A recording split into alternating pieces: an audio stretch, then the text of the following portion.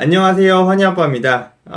오늘은 드디어 다른 책을 소개해드리는 시간을 가질 수 있을 것 같은데요. 오늘 소개해드릴 책은 바로 아웃라이어, 말콤 글래드웰의 바로 아웃라이어를 소개해드리고, 이제 책 내용 중에 제가 꼭 여러분들에게 들려드리고 싶었던 내용을 토대로 제 의견도 같이 반영해서 말씀드리는 시간 갖도록 하겠습니다.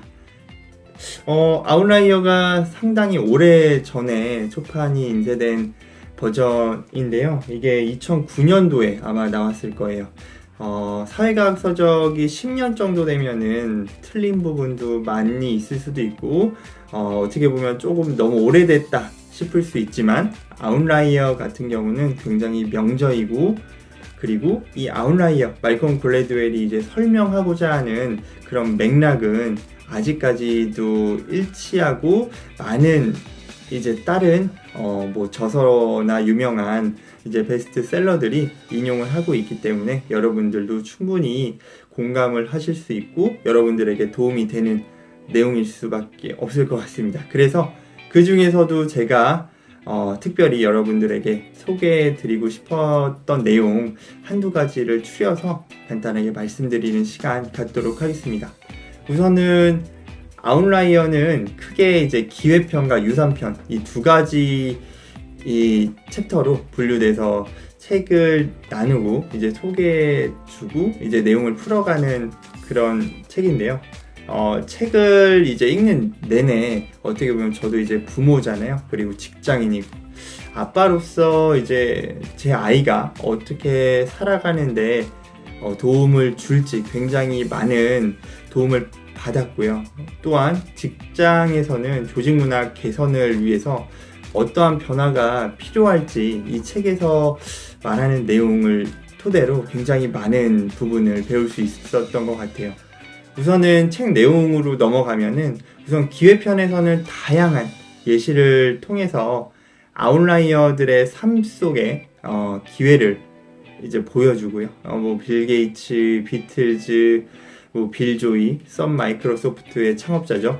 등등 성공한 삶 속에 가려진 이제 환경적, 기회적인, 이런 운적인 이런 요소들, 그리고 지속적인 노력이 얼마나 중요한지, 그리고 태어날 때부터 남들보다 뛰어난 재능을 이제 타고 갖고 있는 사람은 있을 수 있지만 그 재능을 발휘할 수 있는 환경, 지속적인 노력, 운적인 요소 이런 것들이 없다면은 아무리 뛰어난 재능이라고 할지라도 발현되기 어렵다라는 부분, 그리고 어떤 일이든지 도전할 수 있으며 이제 배울 수 있는 환경과 지속적인 노력만 있다면은 적어도 내 분야에서는 이제 아웃라이어로 거듭날 수 있다, 이런 정도의 내용을 책에서는 다루고 있습니다. 아웃라이어라는 우선 단어가 무엇인지 모르시는 분들도 있을 테니까요. 우선 아웃라이어에 대한 정의부터 내리면은, 아웃라이어는 이제 어떠한 한 그룹에서 이제 범위를 넘어서서 이제 어떻게 보면 아웃풋을 굉장히 많이 창출해내는 비범한 사람들을 뜻합니다. 원래는 이제 통계학 용어라고 하는데요. 책에서는 이런 통계적인 부분을 다루지 않기 때문에 이 부분은 넘어가도록 하고, 혹시 궁금하신 분들이 계시면은 따로 공부하시거나 찾아보시면 좋을 것 같습니다. 우선은 책으로 다시 넘어와서 기획편에서는 제가 특히 기억에 남는 부분이 두 부분이 있었어요. 첫 번째는 이제 원령 효과에 대한 부분이고, 제가 부모 입장으로서 두 번째는 이제 환경에 관련된 내용이었습니다. 하지만 이제 원령 효과 부분은 제가 부모 공부를 통해서 충분히 설명해 드렸던 것 같고요. 이제 이 원령 효과에 대해서 혹시라도 궁금하신 분이 계시면은 이제 제 전 동영상 이제 부모 공부 원령 효과 편을 참고해 주시면 좋을 것 같고, 이제 기획편에서는 이제 환경에 관련된 내용만 간단하게 말씀을 드려보겠습니다.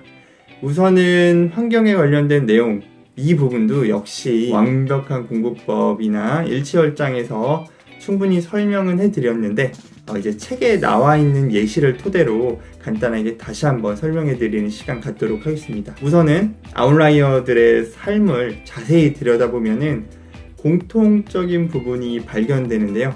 이 부분은 바로 환경적인 부분이었다고 합니다.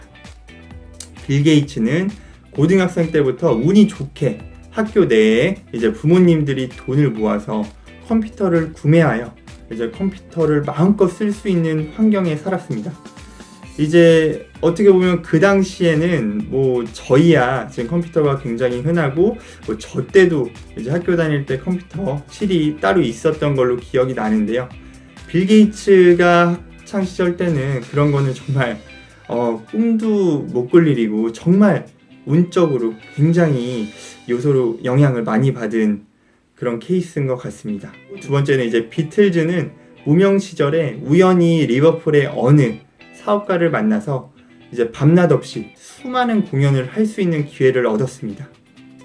이 부분 역시 운적인 요소, 그리고 운적인 요소와 더불어서 이제 지속적으로 노력하고 연습하고 또 퍼포먼스를 낼 수 있는 이런 환경적인 외부적인 요인까지 갖출 수 있었죠. 이들은 이제 본인들이 하고 싶은 것들을 충분히 할 수 있는 이제 환경에서 어떻게 보면 성장을 했고 1만 시간 이상의 의식적인 노력이 충분히 이제 시간을 확보할 수 있었다는 거죠. 이제 해당 책에서는 1만 시간의 연습과 노력이라고만 나와 있는데요. 이제 완벽한 공부법 그리고 1만 시간의 재발견 등의 책에서는 위에서 제가 잠깐 설명했고 언급했듯이 단순한 연습량이 아니고 의식적인 노력, 이제 컴포트 존을 벗어나는 의식적인 노력이 반드시 필요하다라고 생각이 들고 그 부분은 이제 뇌과학적으로도 증명이 되고 있는 부분입니다. 최근에는. 그래서 물론 이제 연습량도 중요한데 의식적인 이제 노력이 반드시 필요하다라고 이제 기억해 두시면 좋을 것 같고요. 우선 다시 책으로 돌아가면은 뭐 아이를 키우는 입장에서 어떻게 보면 부모가 이제 어떠한 환경을 제공해 주느냐에 따라서 아이의 성장이 이제 차이가 날 수밖에 없다는 거죠. 단순하게 1만 시간만 거론할 경우에는 어떻게 보면 전 세계적으로 아웃라이어가 차고 넘쳤을 것 같아요. 이게 한 가지 예를 들어볼게요. 우선은 직장 생활을 예를 들어보면은 하루 8시간 근무로 치고 저희 나라 기준 그리고 주 40시간 월 160시간으로 계산하면은 이제 5년으로 계산하면은 벌써 9,600시간이고요. 거의 1만 시간에 달하죠. 하지만 주변에 한번 여러분들이 혹시 직장을 다니고 있거나 아니면 주변에 이제 직장을 다니시는 분들을 대상으로 5년차 직장인 분들을 한번 생각해 보세요. 그분들이 이제 와 정말 전문가네, 와 진짜 아웃라이어네, 그 범주 내에서는 1%네, 뭐 이런 정도의 생각이 들거나 말이 나올 정도의 실력을 갖고 계신 분이 혹시 계신가요? 저도 한번 생각해 볼 텐데요. 제 주변에는 뭐 심지어 5년이 아니고 10년 이상 직장 생활을 한 사람 중에서도 제가 이렇게 저 사람은 정말 전문가고 아웃라이어구나 라고 이제 판단되는 사람은 몇 명 없는 것 같습니다. 이처럼 의식적인 노력이 없이 이제 배제되고 단순하게 반복적인 작업 그리고 시간만 늘어나는 의식적이지 않은 이제 노력들은 한계가 명확하다는 뜻이기도 합니다. 그리고 또 한 가지 이 부분을 거꾸로 한번 생각해 보면은 굉장히 도움이 많이 될 것 같아요.